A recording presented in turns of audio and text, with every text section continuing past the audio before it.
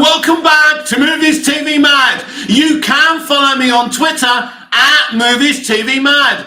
Smash the like button if you love me. Subscribe if you're new. Please have your say. A very warm welcome to Friday's edition of the DC Universe Daily. After so many years of so many directors, so many false dawns, so many false starts, it's the release day. It's the release weekend of The Flash, and I have your spoiler review for The Flash movie. So if you don't want spoilers, you're going to have to wait. I did say I was going to wait a couple of weeks for this, but I'm thinking we all know what happens in this movie on this platform, so let's just do it. Before we do that, I do have some headlines for you. Villager, hi Mick, I'm having writing block, so I'm going to chill here for a moment. I know what that's like, Villager, as a writer myself. Sometimes I'm flowing with ideas and sometimes it's a bit difficult. What happens with me is when I've got writer's block, I play something like Michael Giacchino's Lost soundtrack, especially Oceanic 815. What that bit when they all get on the plane at the end of the series, very motivational. There's lots of music you can listen to open up your imagination. Anyway, it's around 10 a.m. here not in Cyprus. It's actually midday. It's lunchtime here in Cyprus. It's 10 a.m. over in the UK.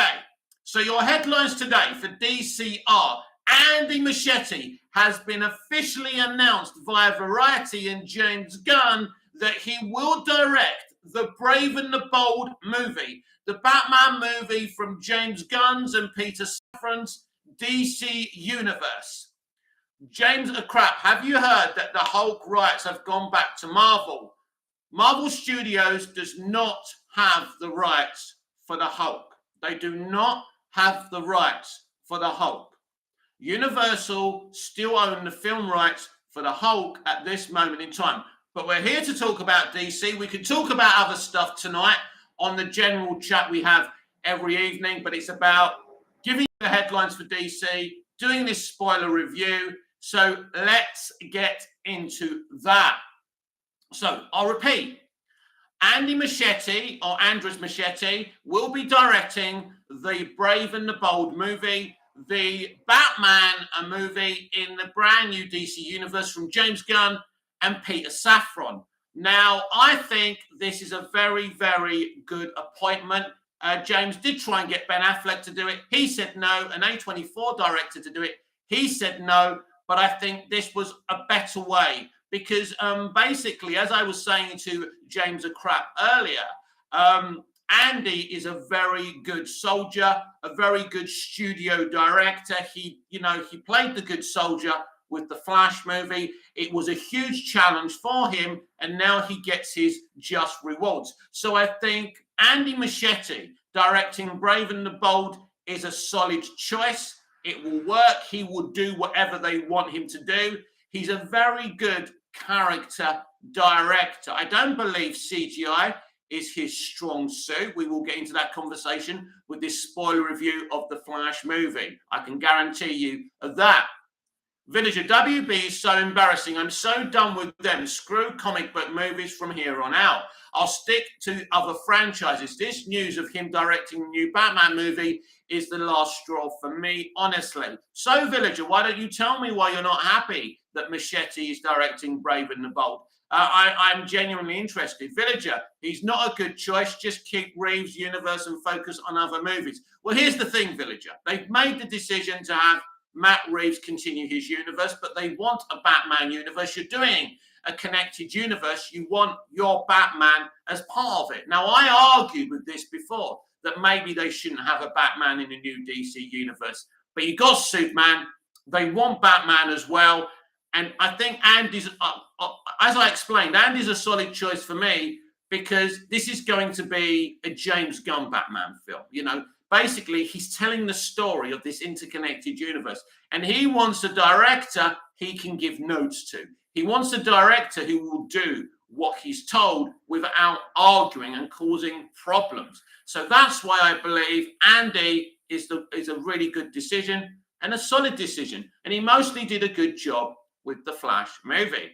He's just a director who's an actor's director, and I think he's very good at what he does. James O'Crap, I think he's a bad. James O'Crap, I think he is a bad cause. James O'Crap, I think he's a bad choice. That's your opinion. You're entitled to it. But for what James and Peter want to do with this movie, for me, he's the right choice because he will do as he's told. He will get his job done. There's no ego with Andy Muschietti as well. And I also think that's really good. Now, sticking with the news of The Flash, on the subject of The Flash, it had a 10 million preview. So they had their Thursday previews before the opening weekend release box office. And the movie has brought in 10 million. I can tell you that Aquaman brought in 11 million, Wonder Woman around 9 million. So this is a very good, solid opening preview for the Flash movie. But it depends how it does internationally and globally as well. But thus far, this is good news for the Flash movie because projections have been pretty soft. Villager, it's going to gross than The Little Mermaid. You think it's going to gross less than The Little Mermaid? It's going to be very interesting because projections tell us, the inconsistency of the projections tell us that nobody really knows how this movie is going to do. It's very, very interesting. So, should we open up with the spoiler review of the Flash movie? The best thing about the Flash movie, I say this with gritted teeth, is Ezra Miller. If you want to enjoy this film, and I did wholeheartedly enjoy this film, I have issues with this film, but I did enjoy this film, you have to leave the baggage outside of the cinema. Ezra Miller's conduct and behavior, leave it outside the cinema. The fact that they didn't have Cavill in this movie, you have to leave outside of the cinema. The point that they tried to move away from the Snyderverse and they were using this film to get away from the Snyderverse, you have to leave outside of the cinema. Villager, Ezra Miller is not very attractive, if I'm being honest. Keaton is even hotter. Well, I don't care what they look like or if they're attractive. I'm not attracted to men, Villager. And I don't think Ezra is an unattractive young man. I thought he looked amazing at the premiere the other day, by the way. His hair looked great. I thought if I was that way inclined to, but yeah, I thought he looked really smart and well turned out. And that's just my subjective opinion. But why do I think Ezra Miller is the best thing about the Flash movie? In this movie, now it's very interesting because I have kind of said maybe having two Ezras in this movie wasn't the best of ideas, and maybe having John Wesley Shipp with Ezra or having Grant Gustin with Ezra would have been a better idea. But we do know that Ezra, and a comic book writer, went away and pitched something to Warner Brothers. That pitch was rejected. I think what stayed within the pitch was the two Ezras. I think the two Ezras was an Ezra Miller idea, and probably they would have had problems with him if they basically rejected everything, they came out with. James and Crap, my review, Aaron Fisher just wants the Snyderverse to be restored. Yeah, listen, I do follow my review on YouTube. He's a very big Snyder fan. And like with all Snyder fans, now I'm a fan of Snyder, but I'm thoroughly a DC fan. I'm not here for Zack. I love Zack, but I'm not a here for Zack person, right? So he is, and that's what he talks about. So he's trying to push an agenda. And that's sad as well with this movie, because everyone has an agenda and everyone is pushing different things. The fandom menace hate Ezra Miller for their conduct. So they're pushing another narrative. Everyone is pushing their own narrative. What I don't want to do with this spoiler review is push a narrative. I want to give my honest opinion about this movie. James a crap, but he's a DC fan. He's a DC Snyder fan. So there's a difference, right? But he does have an agenda. He does come from a certain way. I don't think even Aaron would deny what way he's coming in at, right? But I'm not here to talk to, at this moment, we're talking about the Flash movie. We're not talking about the clusterfuck of all the bad decisions made within the DCEU universe. We're talking about a film, whether I like it or not, what I liked about it, what I didn't like about it. So, as I say, Ezra Miller is the best thing about this movie, but why? Ezra Miller constructs two very different characters. His DCEU, Barry Allen, and a younger 2013 version. What he constructs here with these two characters that are the same person from different timelines is a friendship. And basically, he's a mentor to this young man, and he finds it very difficult to explain things to this young man. This young man is spoiled. He's had his mum, he's had his dad with him. Now, our Barry Allen, the DCEU Barry Allen, hasn't had that. So you get this mentor relationship, and it's very hard for Barry because really young Barry isn't really getting any of this. So when you get to that moment in the Speedfalls at the end, when they keep on turning time back, and basically through this, the younger Barry becomes Black Flash. It's at that moment that the young Barry understands everything that our Barry has taught him. And basically, as Black Flash is about to kill our Barry, young Barry sacrifices himself. And then you see the brilliant work that Ezra Miller has done. Ezra Miller does fantastic character work in this film. And as I say, there's a lot of hate watching going on these days. There's a lot of people reviewing and watching this movie so they can hate Ezra, so they can hate the movie. There's an agenda. I get that agenda, but I'm a fan of entertainment, and I can't hate watch stuff. I have to give my honest assessment about things that go on in entertainment and in DC. And I couldn't help but enjoy this movie.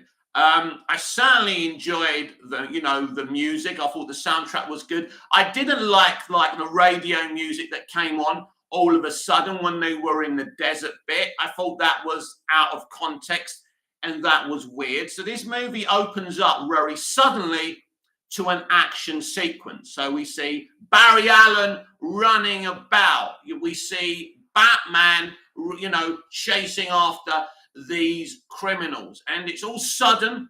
There doesn't seem to be a rhyme or reason behind it, but that's what's going on, and Barry complains that he's the janitor of the Justice League. They're now calling their little team the Justice League, again, out of nowhere. And we even see Wonder Woman in the opening sequence. I'm not really a fan of the lasso of Hestian and, Batfleck suddenly smiling and, speaking some truths. I didn't particularly find that very funny. And just like the Shazam Fury of the Gods cameo, again, I didn't like Wonder Woman's appearance in the movie. She was smiley. She was very un-Diana, like we saw her in the Snyder Cut or in the first Wonder Woman film. What she's wearing is utterly too bright as well. So I haven't been a big fan of her cameos recently, and it was such a small cameo. I mean, blink and you miss it. Villager, Wonder Woman's cameo in Shazam 2 was cringy. It was very, very cringy. So one thing I'll say about this movie, a lot of things happen out of context, and a lot of things just happen very, very quickly in this film. This film has a very fast pace, and at times I think it's too fast for its own good.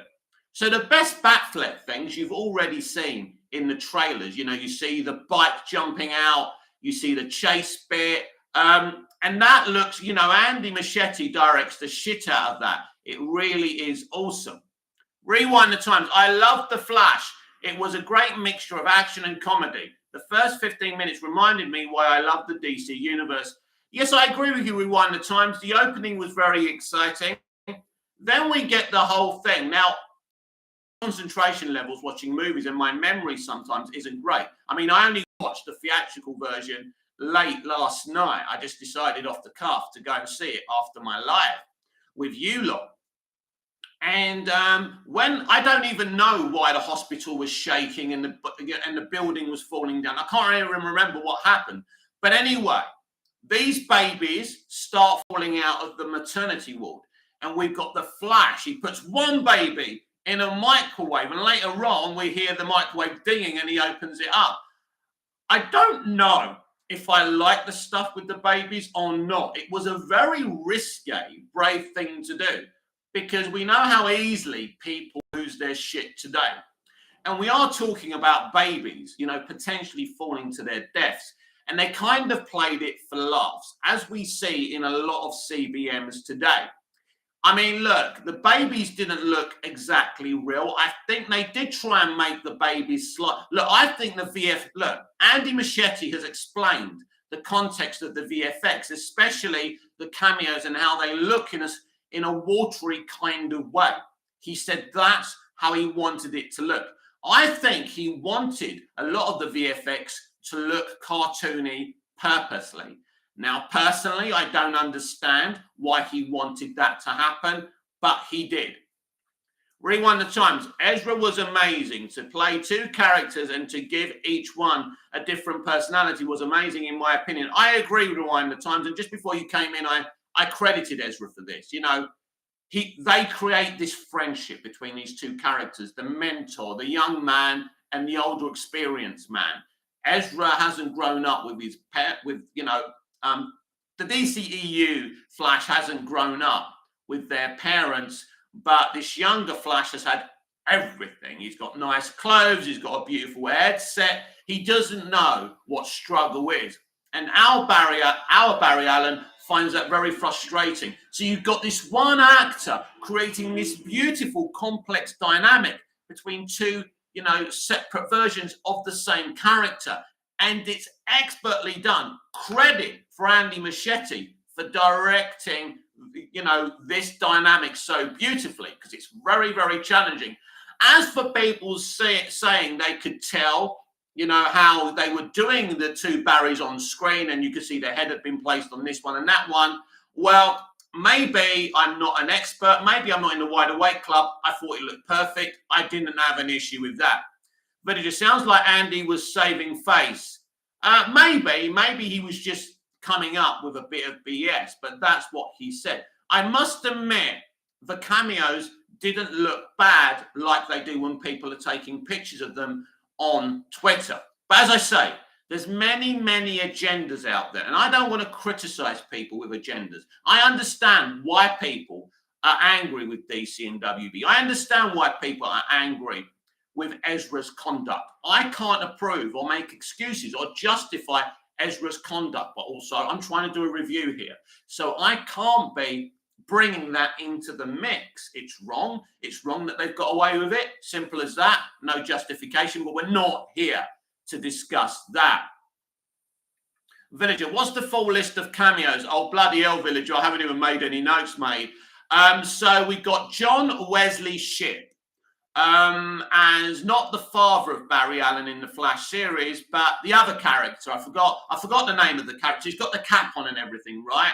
We have got Nicolas Cage's Superman. That is my favorite cameo. It looks a lot better than the screenshots do on Twitter. Propaganda failed. He's fighting a spider, and you can tell that Andy has huge reverence for Nicolas Cage's Superman.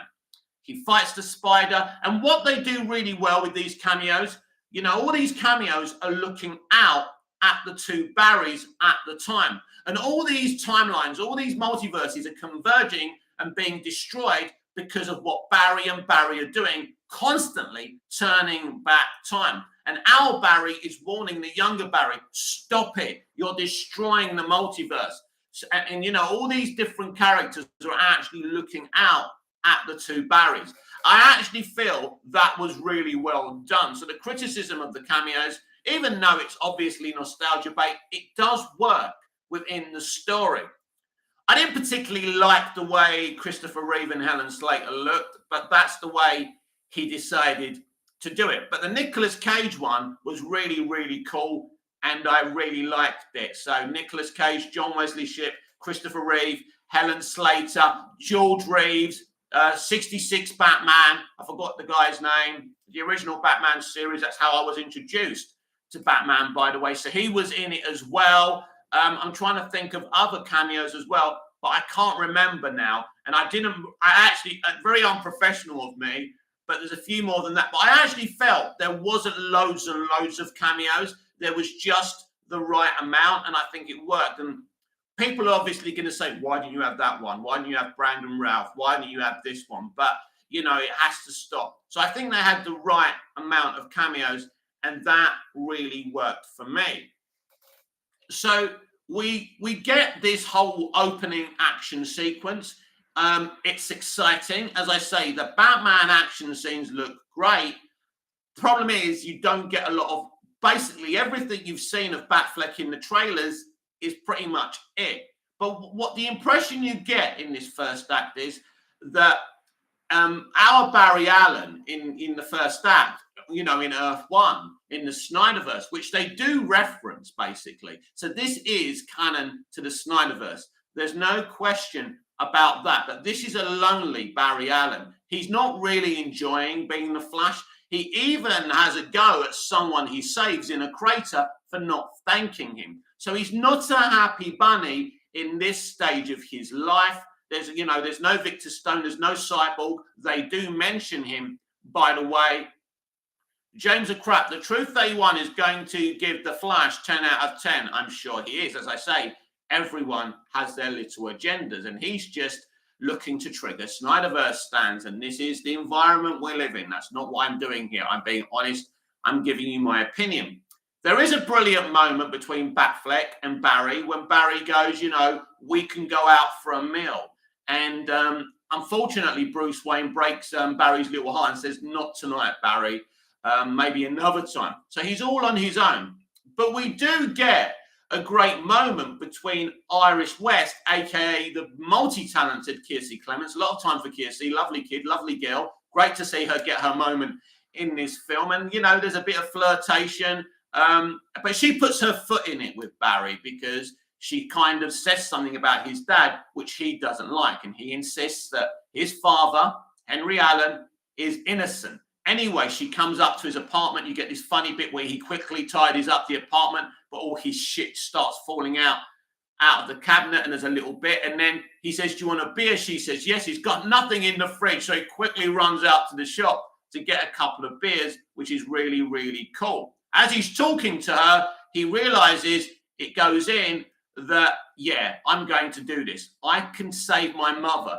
You know, if she actually buys the can of tomatoes, she won't need, you know, my dad won't need to go. He won't leave her alone, and she won't get murdered. Rewind the times. The VFX did not bother me as much as I thought it was going to. The only thing I didn't like personally was everyone hyping this movie as the best CBM of all time. It wasn't, but it was good. Yeah, it's certainly not the best CBM or one of the best CBMs of all time. This was a sales tactic. And David Zaslav, the CEO of Warner Brothers Discovery, saying it's the best superhero movie he's ever seen. I'll say it again, it's probably the only CBM he's ever seen. Look, it's very entertaining. It is not a bad movie by any stretch of the imagination. It is enjoyable. And I think if people are honest, they can at least say that. Adam West, 66. Yeah, that was one of the cameos. George Reeves, Christopher Reeve, Helen Slater, but Nicolas Cage fighting the Spider, you know, they did him justice. As I say, Andy Muschietti was the one who got to choose what cameos they did. Personally, I think he chose what he could. He chose his favorite ones. He decided to omit Grant Gustin. That was a shame, but there you go. I think John Wesley Shipp probably deserves it a bit more than Grant, if I'm being honest. John Wesley Shipp was the original Flash. So I think it was good that he got his moment in the sun. But I mean, we can all argue here all day who should have got a cameo or not. So it's very, very interesting when he decides to change the timeline, how it's done. And the way they go back in time is interesting, because what you do is you go into this kind of cloudy, kind of flash speedy thing, and you see elements of the past, and you see people from the past. And then when he pokes his head out, he's there. He's in 2013. He doesn't really know where he is at this stage, and he's reunited with his parents. He's eating with his parents, and his parents notice that he's a little bit older, which is really weird. But it kind of, you know, he bullshits his way around it. But then he sees his younger self, like we see in the trailer. Then he goes to his room, and they start talking. his younger self seems to accept that he's seeing another version of himself a bit too easily, if you ask me. James and Crap, Midnight Edge did not like The Flash. Yeah, look, listen. Again, Midnight Edge, the fandom menace, which Midnight Edge is a part of, are not happy with Ezra Miller's conduct, and they're moving, they're basically using those things as well. Listen, you don't have to like something I like. I'm just being honest about the movie. This is not War and Peace. This is not, this is not the greatest movie ever. But I think in terms of today's CBMs, it's pretty good. It's pretty solid. Not the greatest thing ever, but I did get something out of watching it. I did enjoy what they did. I think they could have done some things a lot better. A lot of it felt very rushed, and things just seemed to happen very quickly. So we get the whole, we get the introductions between the two Barrys. They have a conversation. Then, our Barry realizes it's the day where he gets his powers. So, he takes young Barry to the place where he got his powers. And what's interesting is, if this happens anyway, why does our Barry have to forcefully take him there? Wouldn't that happen anyway? Or is it because it's an alternate verse and maybe this won't happen now? Very, very strange. Anyway, by basically forcing younger Barry to get struck by the lightning, he gets struck by the lightning. So younger Barry gets the powers, but our Barry loses the powers. James and Crap, did you see Doctor Strange 2? I did. I didn't mind Doctor Strange 2, actually. I thought it was rather entertaining. Again, wasn't perfect. And I mean, Wanda was very, very dark. But as long as you don't justify her conduct, I mean, look, the cameos. I tell you what, I prefer the cameos in the Flash movie than the ones in Doctor Strange and the Multiverse of Madness. Personally, I didn't mind Multiverse of Madness. Again, it wasn't the greatest film ever, but, this is where we are today. What can I say? So, where was I? So, yeah, basically, our Barry loses his powers, and younger Barry gains powers. And so he has to come to terms with using these powers. So, basically, once Barry realizes that Zod's invading, Villager, Doctor Strange 2 was good, but I found it so cringe when Marvel Shields tried to blame fans for it flopping and getting bad reviews. Well, this is the drama. As I talk about the agendas, Villager, of everyone. Everyone tries to blame people for films. The film didn't flop. By the way, Villager, this film got just under $1 billion, right? It got $900 million globally. That's not a flop. Yeah, for a Marvel movie, you could call it a flop. But it made a profit, not much of one, but it still made a profit, actually quite a substantial one. It just wasn't as successful as, Phase 3 movies, Phase 2, not as much as Phase 1 were making lesser money, but you know what I mean. But it's still, for a movie, 900 million is good money, right? But it isn't the money they wanted for it. But that movie didn't do as well because everyone had so many high expectations for cameos. And when you're disappointed in a movie because of cameos, right, you have to ask yourself a few questions. That's a red flag for me. Rewind times. Instead of two Ezra Miller, it would be cool to see Ezra and Grant Gustin as the duo, the whole movie, just an idea. That's what I said earlier before you came in, Rewind the times. John Wesley Shipp or, Grant Gustin. But I do feel the two Ezra thing was Ezra Miller's idea. And it was something he wanted to challenge himself. And he really did well. And they do feel, so I say they really did well, but it did feel like two separate characters. And as I say, the film is about the bond between these two characters. And as I say, that was formulated beautifully. You do feel the bond by the end of the movie and the tragedy of younger Barry sacrificing his life for our Barry. It did work. Ezra Miller did a fantastic job. Again, it's not about sticking up for their conduct. It's about talking about the movie, right? Just talking about the movie. As I say, to enjoy this movie, you have to leave the baggage of this movie outside of the cinema. Then you will definitely enjoy this movie. You won't think it's the bestest thing ever, but you'll certainly get a lot from it. James and Crap, I think they should reset the MCU. Who knows? Who knows? So anyway, so they go looking for Batman. They go to this haunted looking Wayne mansion. And so they go in there, and then all of a sudden, this elderly man with long white hair and a beard starts them up. He stands on a table, he starts karate kicking them and shit like that. How that 80-year-old dude is doing that, I don't know. Surely that was a stunt double. So we're reintroduced into Michael Keaton's Batman. So let's talk about Michael Keaton's Batman in this film. I'm going to be very honest and clear here.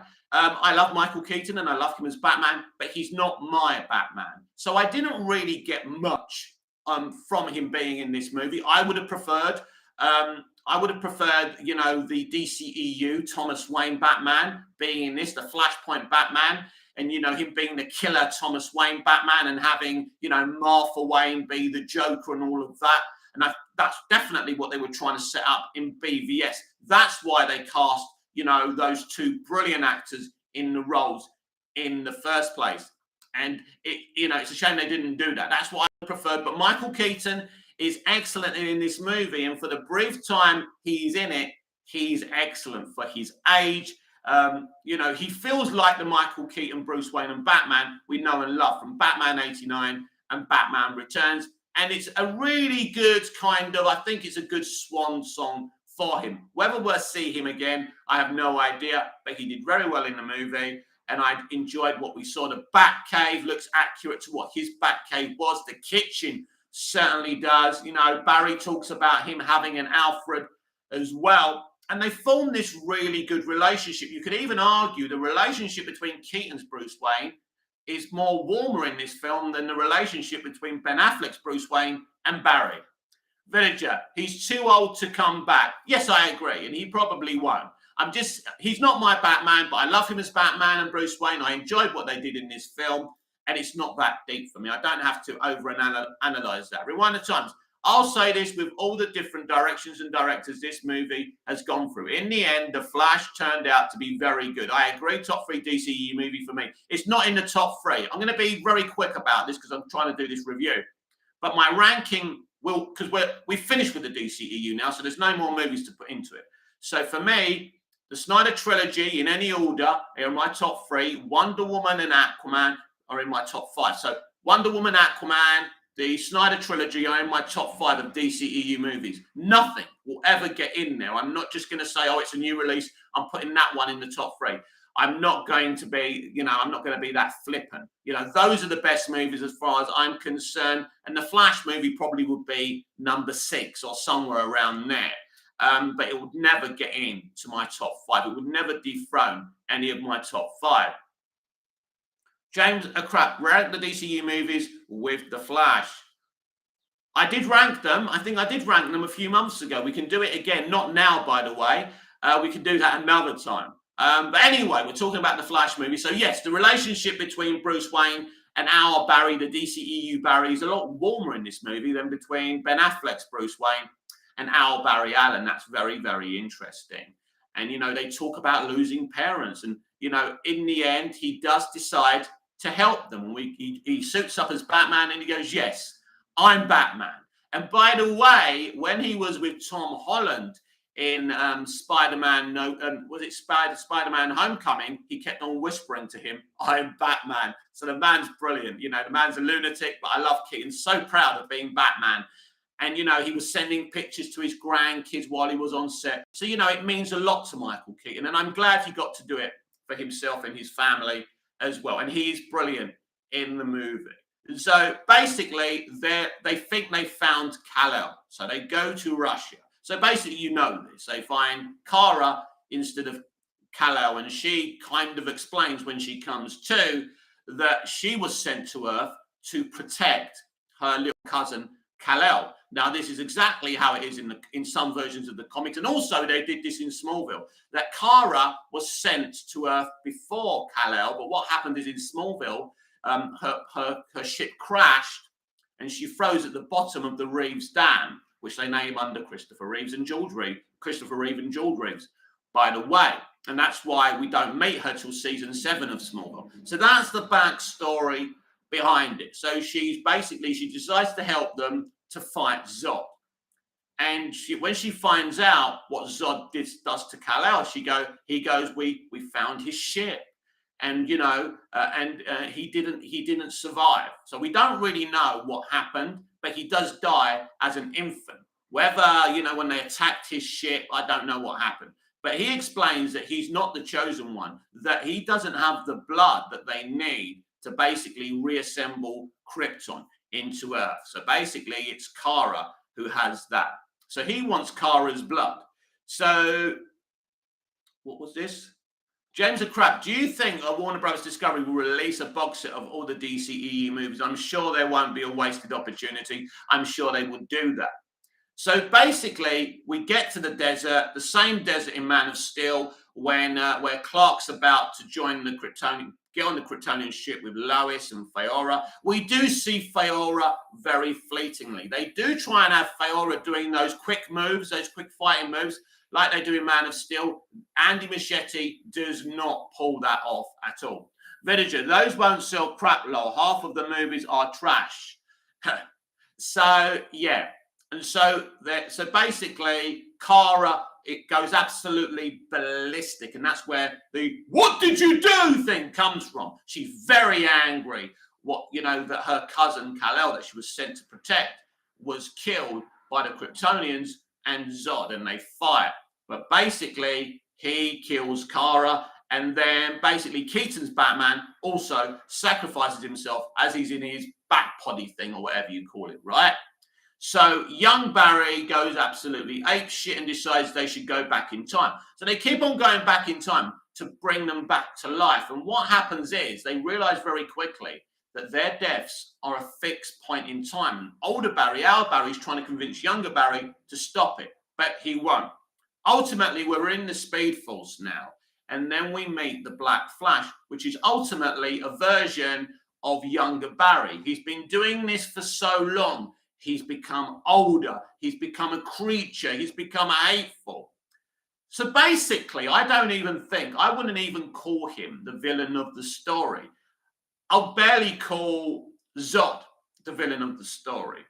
Ultimately, this movie doesn't have a true villain. It has villains that appear within Black Flash, if you can call him a villain. I don't really call him a villain.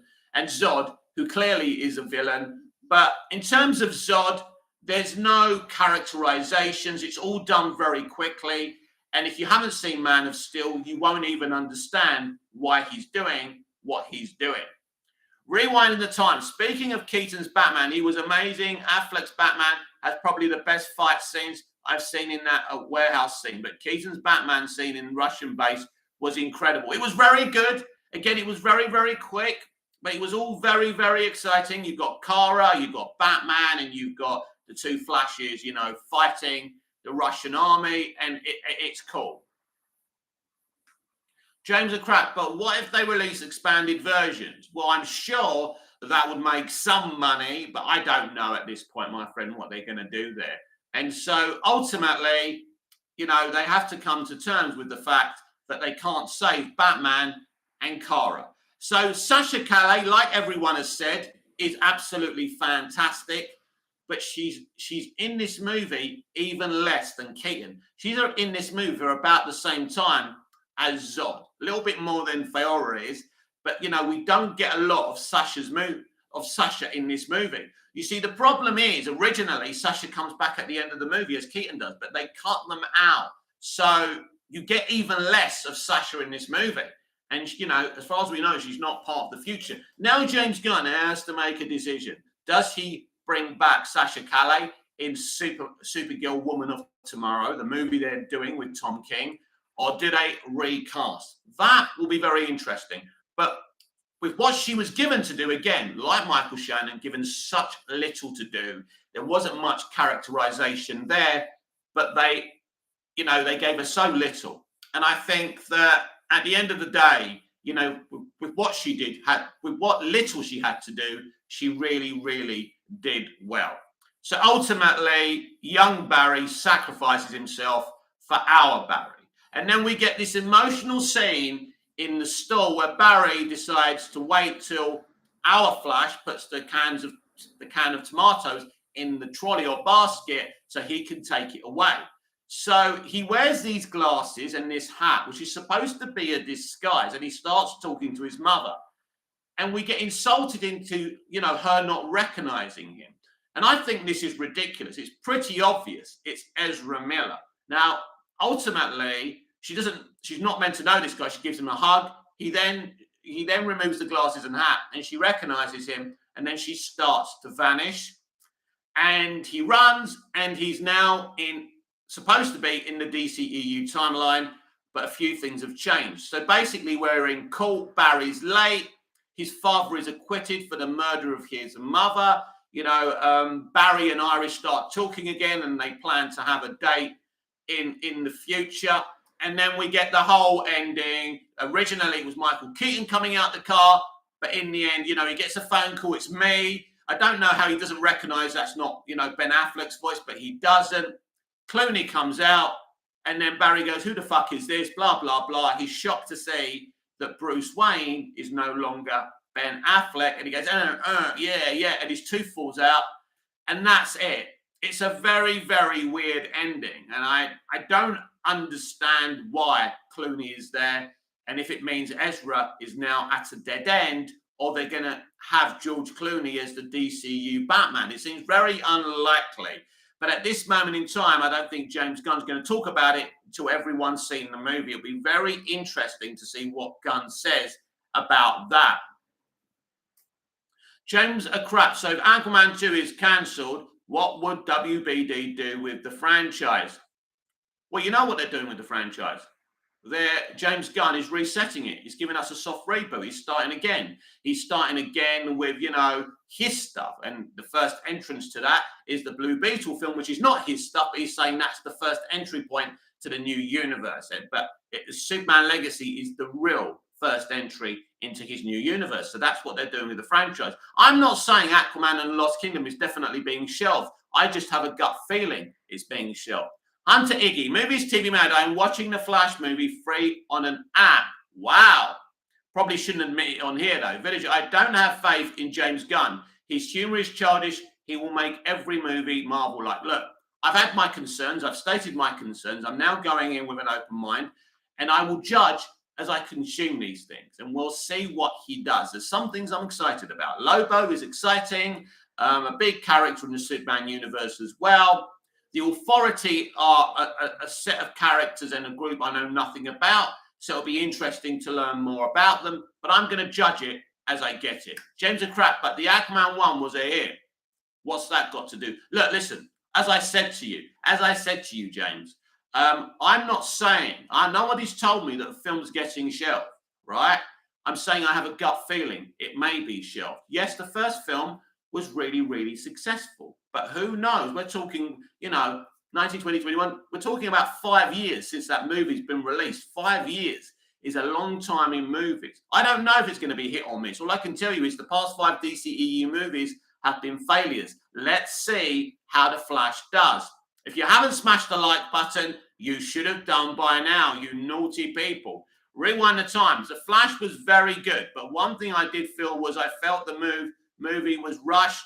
Everything just rushed, in my opinion. Zod felt like a robot to me. Yeah. And I noticed this within the trailer that they've literally just put Michael's head on a body, and it doesn't really look that real. And so some of it looks very, very slapdash. Some of the presentation, whatever Andy says, seems very slapdash. I will say the cameos, I believe what he said about the cameos, he wanted a certain unrealistic look, a point of view, a POV to it, a Barry Allen point of view to it. I did like the cameos. It was kind of emotional to see them staring at the Barrys and, their worlds converging and being destroyed because of what the two Barrys are doing. Keep on going back to try and save Batman and Supergirl. I think that element worked on it. But what I'm going to say is that I watched this film and I enjoyed this film for what it was. As I say, it's not Gone with the Wind. It's not War and Peace. It's not anywhere near the best CBMs that we've enjoyed through CBM history, but it's a good movie. Is it a good bookend for the DCEU? I wouldn't go that far. As I say, they made the decision to tread in Man of Steel. I don't think, I know it's an alternate Man of Steel kind of thing, and I get that. But I don't think they really nailed what Zack did with that movie when they trod into it. And I think what they wanted to do with that was a very big challenge. And not to have Cavill there as well was a big problem. But ultimately, they had an arc in this movie. And the arc is, as you see, when they're in the Speed Force and they keep on turning, turn backwards, turn time backwards to, bring back Batman and Supergirl. The kind of moral of the story is you can't change things. And I think in that element, that arc works beautifully. Both my parents are dead. I sometimes think I will never speak to my parents or see them again, and I get utterly frustrated. But that's the cycle, that's the circle of life, isn't it? And this is the frustration Barry Allen is going through in this movie. So I think in the elements of the arc, it really worked. They told a story, that element worked. It's certainly Christina Hodgson's best work that I've seen in a film before. But not that I think she's the greatest of writers. I don't think the writing in this film is the problem. But I will say a couple of plot holes. As I mentioned, one in the store near the end where she doesn't recognize her own son, which is weird. But also when Batman electrocutes the Flash and then Supergirl comes back from her huff and she just lifts Barry up and flies him up to the sky and he gets like hit with the thunder, right? How does she know that's what he needs? They haven't discussed it. She doesn't know what he can do, his abilities, but she just knows to fly him up. I thought that was a bit weird. And I hate when films do things out of context that don't make sense when the character doesn't know something about another character. But that was weird. They were just two plot holes that I noticed in the film. But I did enjoy the film. And, that is my spoiler review. I mean, what would I rate this movie? I think, listen, I went in, I paid for a film, and I had a good time with it, right? It ain't perfect. It's got problems. The DCEU has always had problems. We're getting into James Gunn now. Hopefully, he can put right what once went wrong and do something that has context, that people can relate to, that doesn't divide the DC fandom. I'm desperate now for us to be more united as a fandom. That may be impossible. That may be the impossible dream, but that's what I really want to see. Rewind the Times. The Flash was very good, but one thing, no, I've read that. James and crap. But why does James Gunn want Blue Beetle? Because what happens if the movie flops? All right, you mean Blue Beetle? Because what happens if the movie flops? James, my friend, you can't have that attitude. You can't say, well, what if that film flops? What if he makes another film and it flops, and he put it in the DCU? You've got to go. You've got to carry on. You can't just say, oh dear, my glass is half empty instead of half full. The Flash movie has set something new up. And there's another question. Will George Clooney cameo as Bruce Wayne and Batman in this new DC universe? Is he the Batman? Is that the insane thing that they're going to do? I don't know. I doubt it. Will there be a Batman in Blue Beetle and Aquaman and the Lost Kingdom? And a lot of people think now Blue Beetle comes out where there's no competition, and potentially people feel Blue Beetle could actually do well. In fact, I think that Matt Ramos, Soups, thinks it can do really well. And I think he thinks it can do better than Guardians of the Galaxy Volume 3. And I've actually called him up on it because I don't see how that happens. But you never know in this game. And it's going to be interesting to see how the Flash movie does. But yes, I haven't done a full spoiler review of a movie on here for a very long time. But I felt I had to go and see it again. I hadn't seen the theatrical. I'd only seen the test screening, and that wasn't the complete movie. I gave you a non-spoiler review. It's pinned to my channel. So I decided to do this because I thought I owed that to you as fans. And I promised I'd do it live. I did do it live. And yes, I enjoyed doing the non-spoiler review. And I can't wait for you all to see it. I'm glad Rewind the Times has seen it. I'm glad Kal-El has seen it. He didn't like the film. But you know what? Everyone has the right to feel about a work of art as they want to feel like. I think that Andy Muschietti was given a script. He didn't write this movie. He's not a writer. He was told what to make. and he tried his best to make the best movie. This film had too many CGI shots in it, far too many, and they clearly couldn't cope with it. I do think the cameo stuff in the flat, in the Speed Force was done purposely like that, and that's how Andy sees it. I think with the babies and the other stuff, it does look very cartoony, but again, that could have been done on purpose. I don't know what kind of film Blue Beetle's going to be either. So I don't know if it's going to be a hit or a miss. We'll have to wait and see. But I do know that Xolo Maradona is a very popular young man. He's very popular in Cobra Kai, which is about to end very soon as well. So he can embrace this character. It's clear he's going to be James Gunn's Blue Beetle, because I do think Walter Hamada did very well in casting Xolo, and he did do a lot of research on him. He said to him, it's important that you're a good guy because this is a very important character. So, Walter did do his due diligence in casting Xolo Maradona, and I think it's a brilliant piece of casting, and it will be done to change up just because we're in a new universe. James O'Crap, the Stan Lee documentary I'm looking forward to. Hope you enjoy it. I don't have much interest on it. So, yes, that's your Flash movie. It was solid. It was enjoyable. It's not a bad movie by any stretch of the imagination. Some of the presentation in terms of VFX and CGI could have been better, but at the end of the day, that's the film. So I cannot wait for everyone to see the film so we can all have a good conversation about it. I will be back tonight. We can continue talking about the Flash movie or anything in entertainment, movies, television, or streaming. It's entirely up to you. I'm about done with today's DCEU Daily. DCEU Daily, that's what I used to call it. We're now the DC Universe Daily, aren't we? Because that's James Gunn's and Peter Safran's new universe. Something that I'm open-minded about, something that I'm going to embrace, and we'll see how it all works out. This has been Friday's edition of the DC Universe Daily with me, Mick, your host with the most. Just ask your girlfriends and your wives. Please like, share, comment, subscribe, hit the notification bell so you never miss this beautiful perfection. Smash the like button if you love me. I know that you do. Subscribe if you're new. Please have your say. Until I see you tonight on our general live chat as we have done every night this week. Au revoir. Goodbye. Auf Wiedersehen. See you later. It's been fun, everyone. See you later on. Keep it Movies TV Mad. If you're on Twitter, follow me at Movies TV Mad, and you can at me at any time. No DMs because I won't respond to them. I think that's safe for all of us. Then there can be no screenshots and, silly little games that some people play on the internet. I will see you tonight. Until then, goodbye.